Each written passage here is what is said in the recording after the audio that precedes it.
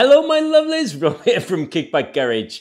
In this video we're going to be continuing on my BSA Goldstar Desert Sled build. If that's something you're following, grab yourself a brew or something stronger and I'll see you after the intro.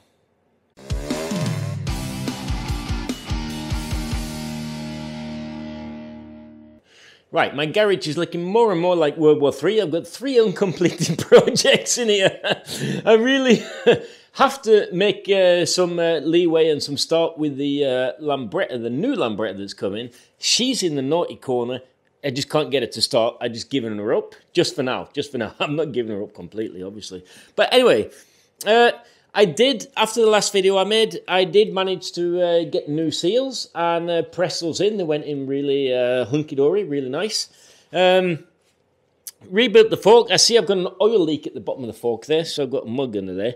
It's just the little seal that's on the screw. And I think I've torn it or something. I've got loads of those in the drawer, so that's something I'm going to address. I have, as you can see here, I have fit the bit well. Is it 5 3/4 inch? I think so. The reason why I like these is it sort of fills the area. Let me just pour over there. I think it fills the area on a BSA between the lower and top fork crown quite nicely. That's why I choose those. And you've got this like round glass. I think it looks really good. Smaller lights I think look a bit silly and sort of garage built, although this obviously is going to be looking like a garage built bike.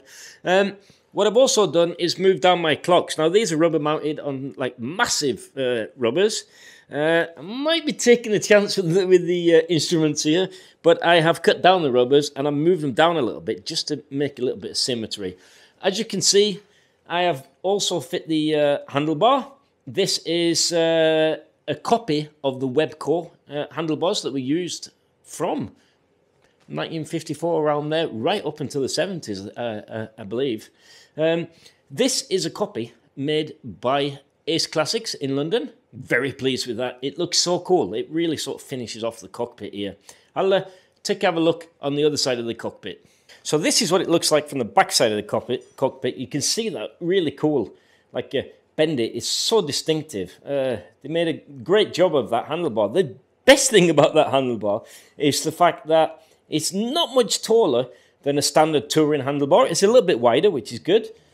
But what that does, it means I didn't have to make up all new cables. The only thing I had to make up a new one of is the choke cable, which is there. Now, this is probably the busiest cockpit you've ever seen on a desert sled, but because this is going to be a road legal machine, here in Norway we have a daytime running light law, which means we have to have the light on all the time. So no lights whatsoever are definitely not allowed.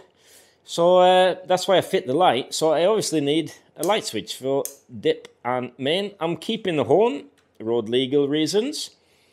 The thing is with the thumper is, you can see it here if I compress it. This is my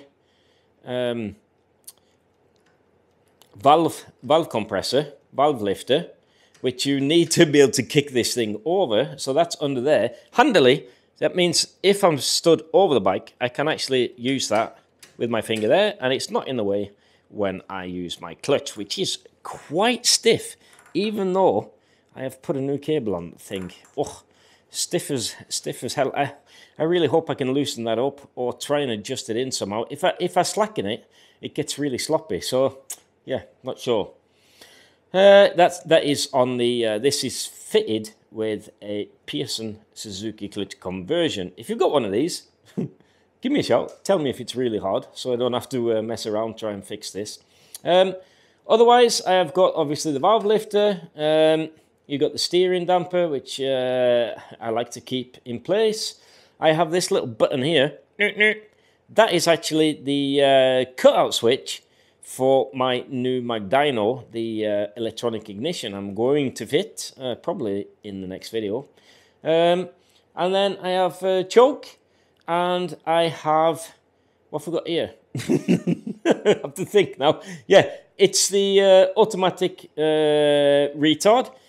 This is redundant, so I could really do away with it, but On the new type electronic ignition, I have got a cable for it, just to keep it looking authentic, basically. So a busy cockpit, but a beautiful one all the same. I love the dials. I was actually thinking of doing away with the, what's it called? Miles an hour. Is it miles an hour? My goodness. For some strange reason, I've got miles an hour here, not kilometers an hour. Okay, 120 miles an hour. That's optimistic. But shit, that was... Maybe I could do away with that. If that is actually miles an hour, it could be. It could have been converted to kilometers an hour. We'll see that when we get it on the road. But if you're going to do proper racing style, then you just have the RPM meter and not the speedo. But you know, road legal, driving on the roads, it's good to have that too.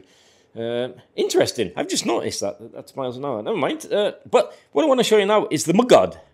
As you can see, I have fit some cool looking knobblies. These are hide nows. What are they called? K60 something or other, can't remember. But these are actually rated to about 160 kilometers an hour, which is really cool. So road legal, nice and chunky. They look like the items that they had back in the 50s and 60s. So keeping with the look of the thing. Flat mudguards. As everybody knows, desert sleds, they used flat mudguards because with rounded mudguards on the desert and the gravel, it sort of clogs up inside the mudguard there, makes an awful mess. So if you have the flat mudguard, it sort of drags it around and cleans itself there. So this was sort of a period accessory. This is also made by Ace Classics. It's actually a Triumph item. Now, I was reassured that this would not fit in BSA folk, but I said to Ace Classics, hold my beer when they told me that. So what I had to do with this, it wasn't that far off, to tell you the truth. What I had to do with this is it's got curved, the front stay that's curved here, it's also curved at the back to give clearance to the fork, and that made it a little bit short to be able to fit on this BSA fork. So what I did, I heated the end of the mudguard stays cherry red, and I straightened them with a big hammer and a bit of use of a vise, and that actually pulled them back far enough for me to be able to use this rear bolting position. And I think I've got a nice bit of clearance under there without it looking too goofy. I've seen some of them mounted very tall. I like to follow the circumference of the wheel. Aesthetics is one thing. And this stay was a little bit too long for the BSA. I'm not sure why.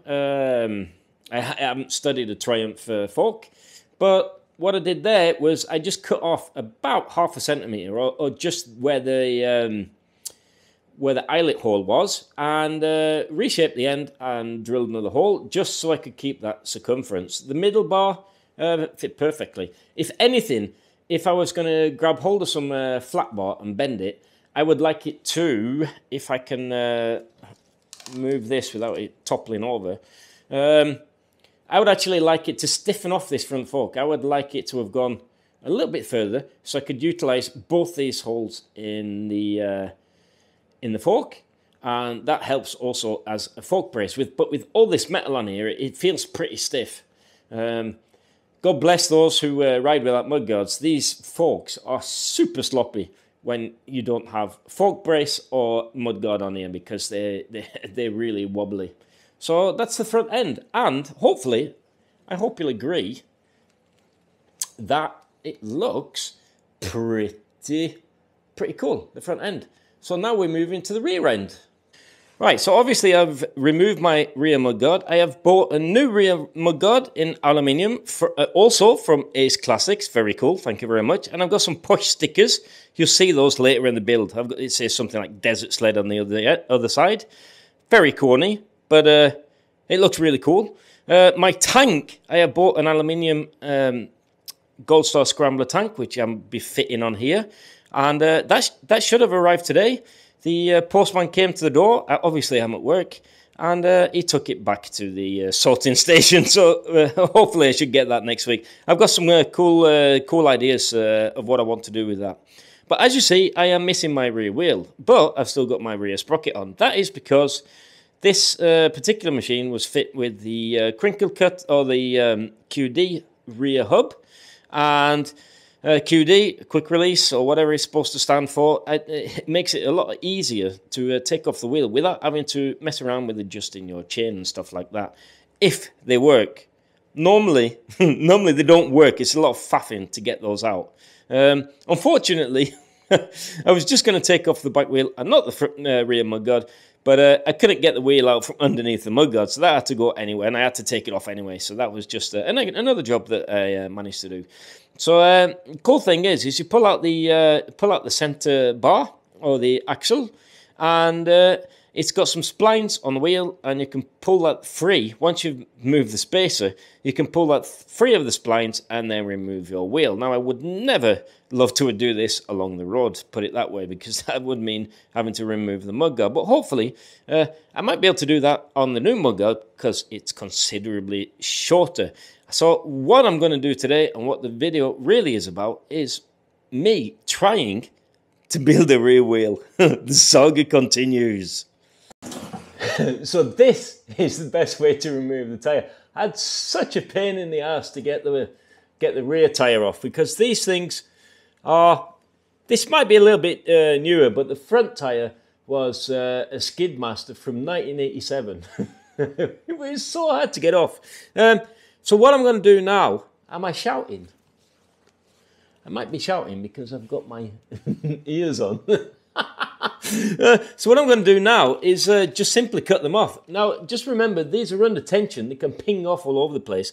But basically, I want to keep the spoke pattern, because I'm so stupid, I probably won't be able to remember which way in the spokes go. Right, I'm going to have to take that light because I need the power for this.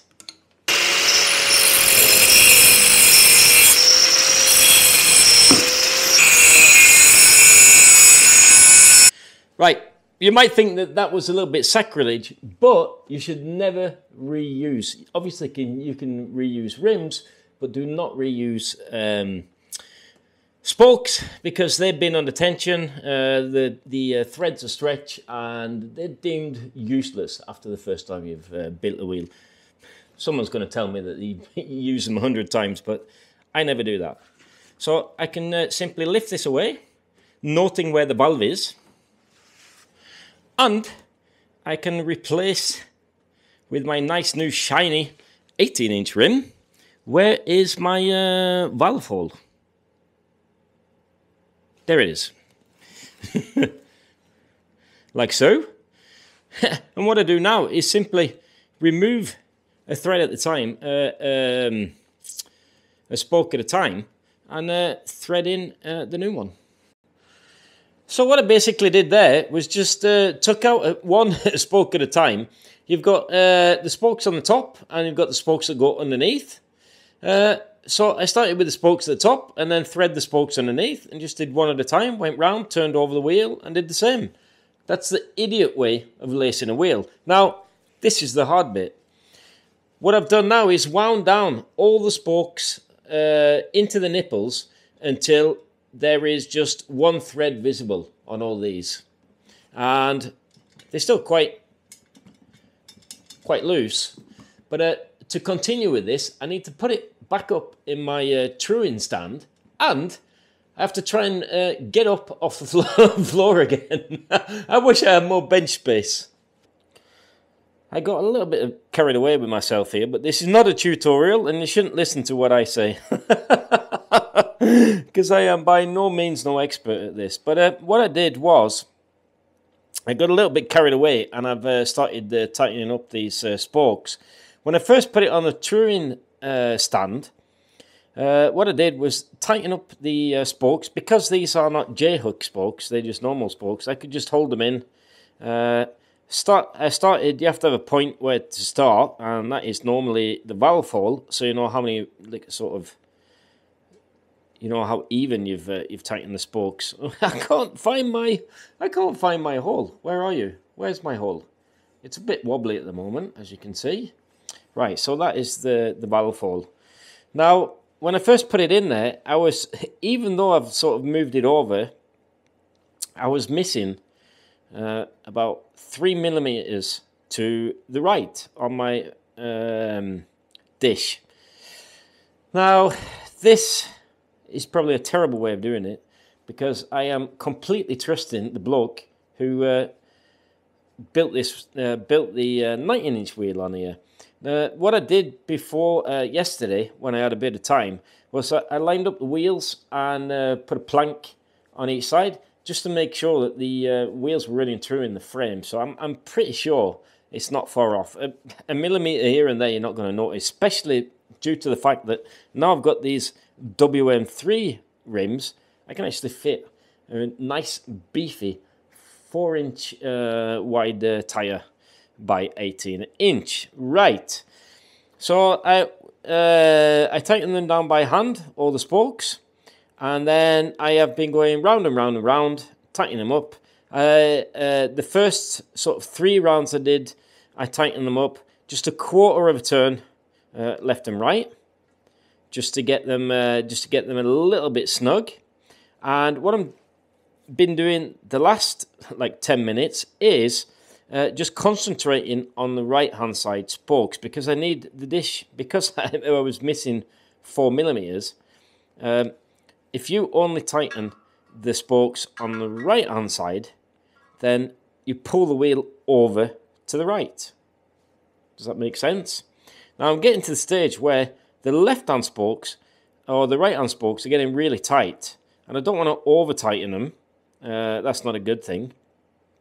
So what I need to do now, I've got a bit of a wobble going on. So what's happening, if I bring the camera over here, maybe maybe you can see what's going on. It's really hard for me to work with the tripod in front of me, but I'm just going to sort of give you the basic principles of how to get this true. I cannot see my camera. I don't know what I'm pointing at. So there, I think. So what's happening here is, you can see, luckily, the thing is, if you do this gently, just a quarter, I don't even do a quarter of a turn on the spoke, just an eighth of the turn all the way around and keep going, then you will avoid the chance of getting sort of a jump in the rim itself. The way to straighten out a jump in the rim, what that means is, if it sort of pulls up, it means that the spokes on the top are tighter than the spokes at the bottom there. So you have to loosen the spokes on the top and check again to see if you've got like a jump or anything. And luckily up to now I haven't got much of a jump. I've got a bit of a jump. But the problem I've got now is I've been tightening them over, and now I'm getting to the stage where the spokes are getting really tight. I don't want to overdo it. So what I'm going to have to do is, because you can see here, the rim pulls away in this area here. There you go, and then it's on the rim again. So I'll just make sure my terrible. The problem is, one of the set screws in these cones on the left hand side there is buggered. But I've lined it all up again here, and you can see, there you go. That's where I want it, right on the edge of the rim here. And if you keep an eye on the rim, it's straight, nice, and then it starts pulling away. So sort of at the point where it starts pulling away, which will be here, that means either this spoke here that pulls to the right is a bit too slack, or the two adjacent spokes that point to the left are a bit too tight. So I'm going to see if I can give that a... Yes, I can. Wasn't too bad. Quarter of a turn. And there you go. Oh. Just have to line up my... That's the annoying thing. I have to keep lining up this this truing stand. Right, so I'm on the rim, and I'm going to keep going. And there, it's moving away from the rim. And funnily enough, that's right by this spoke on the right here. So what I have to do is tighten this. But if this is too tight, then I can slacken off the two at the side of it. So we'll give that a go, see if that...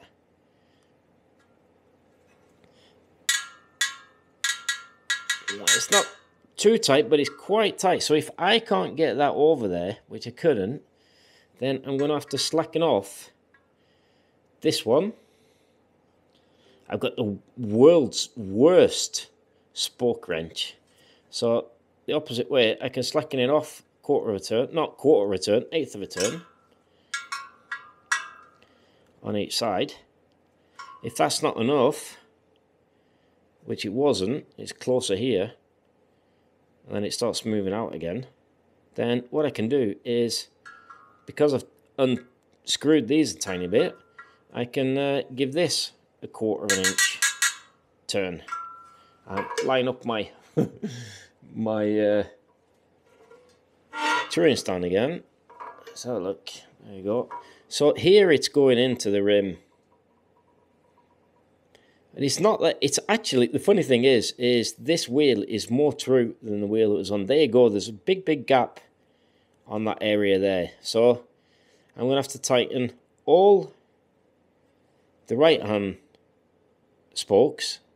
1, 2, 3, 4, 5, 6, 7, 8, 9, 10. What a convenient number. So if I can't tighten this anymore, if it feels a bit too tight, which it doesn't, I give it an eighth of a turn, all 10, 1. Like I said, my spoke wrench is terrible. I'm really terrified at rounding off these nipples. That was really tight. So I'm going to have to loosen this one, eighth of a turn, like so. Here and here, and then that's actually straightened it out there, which is good. And then it starts moving again, so this one is not tight enough. It's really tight. So then I'm going to have to unscrew the left hand, both these adjacent ones, about, it's not even an eighth, what is it? That's probably about 16th. And as you can see, my spoke wrench is just about had it. So I'll loosen that. Yeah, that's probably enough. And I'll look. So I'm into the rim there. So this one needs to tighten up again. And basically, and it was quite loose actually, that one, and then that one. And that's what I'm doing. I'm just going around and doing that. So that's into, and then it starts moving away here. So, oh yeah, and there's a big gap. So about half the wheel isn't quite in dish. So I'm just going to play with that, and we'll come back to you. So what you end up doing, like as per for every revolution you do, you get a bit more picky about the clearance between the end of your pointy thing and your rim. Now I pulled it over to the side a little bit. Let's have a look. I'll just try and line it up again. This thing, really, it's a good job. If I built like wheels for a living, I'd never make any money off this. But let's line it up. There you go. And I've got about a difference of the whole circumference of the wheel. I've got a difference of about probably 0.5 millimeter, and that's pretty good, I reckon. I'm going to be fitting some really fat rubber on here, so I'm not going to notice that out on the road. There's probably more scientific ways of doing this. Certainly on bicycles that I'm used to, you can measure the spoke tension so that you know you've got a nice even spoke tension. But yeah, these things are so thick on motorbikes that you can't really do that, I suppose. But yeah, I'm really pleased with that, and that saved me a pretty penny. And if I fall on my face out on the open road, it's only my own fault. Let's get some tyres on there. Well, first, what I have to do, obviously, is because some spokes have a longer route than others, that you end up with spokes sticking out under the nipples here. There's one. It's every, what is it? Every 1, 2, 3, 4. 1, 2, 3, 4. So that one has the shortest route. It just goes directly under 2 spokes. And yeah. So what I have to do with those that stick out a bit is just file them down a bit, or put a Dremel on there. That basically, so that they don't poke themselves through my rim tape and make a mess of my, what's it called? My inner tube. Right, so that's the tyre fit, sort of fit.